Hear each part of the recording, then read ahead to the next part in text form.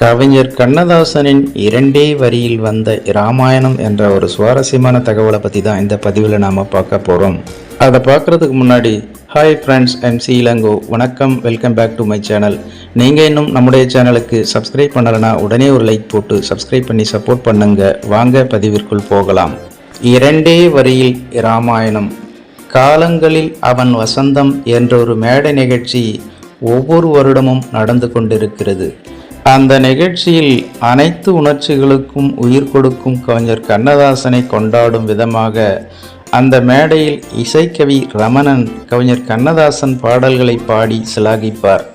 இன்றும் கூட அந்த நிகழ்ச்சியின் வீடியோ ஒன்றை பார்க்கும்போது இரண்டே வரியில் கவியரசர் கண்ணதாசன் இராமாயணத்தை எழுதியிருப்பதாக பாடி காட்டுவார்.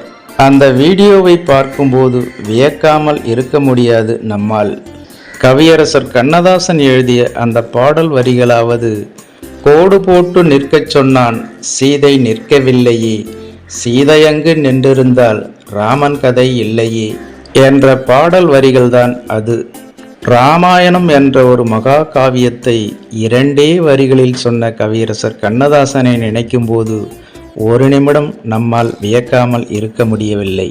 இந்த பாடல் வரும் திரைப்படம் இயக்குனர் கே. பாலச்சந்தர் இயக்கிய அவள் ஒரு தொடர்கதை என்ற திரைப்படம்.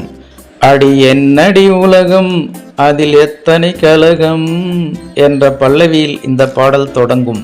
இந்த பாடலுக்கு இசையமைத்தவர் மெல்லிசை மன்னர் MS விஸ்வநாதன். தற்போது உலகத்தையே சுருக்கி உள்ளங்கையில் வைத்து கொண்டிருக்கும் நம்முடைய மொபைல் போனில் உலகத்தில் நடக்கும் எந்த ஒரு பெரிய விஷயமானாலும் எளிதில் பார்த்து விடுகிறோம். அதுபோல சின்ன சின்ன சந்தங்களில் மிகப்பெரிய சங்கதிகளை மிக இலகுவாக இந்த பாடலில் சொல்லியிருப்பார் கவியரசர் கண்ணதாசன். நாடி, நரம்பு, இரத்தம், சதை, புத்தி, உணர்ச்சி, அறிவு ஆகிய அனைத்திலும் கவியம்சம் ஊறிய ஒரு கவிஞனால்தான் இப்படியெல்லாம் எழுத முடியும். எவ்வளவு பெரிய விஷயத்தையும் இரத்தன சுருக்கமாக தன்னுடைய பாடல் வரிகளின் மூலம் சொல்லக்கூடியவர்தான் கவியரசர் கண்ணதாசன். புரிந்து கொள்ள முடியாத புராண இலக்கியங்களில் இருக்கும் கவிதை நய பாடல்களை பாமரனும் புரிந்து கொள்ளும் வகையில் தன்னுடைய சினிமா பாடல் வரிகளின் மூலம் மிக அழகாக எளிதில் புரிய வைத்தவர்தான் கவிஞர் கண்ணதாசன்.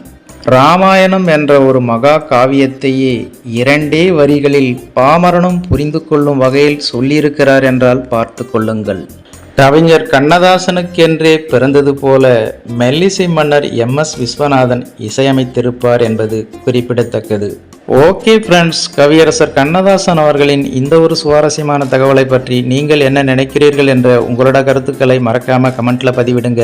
மேலும் இது போன்ற வேறொரு சுவாரஸ்யமான தகவலுடன் சந்திக்கலாம். அதுவரை உங்களிடமிருந்து விடைபெறுவது MC இளங்கோ. நன்றி, வணக்கம், வாழ்க தமிழ்.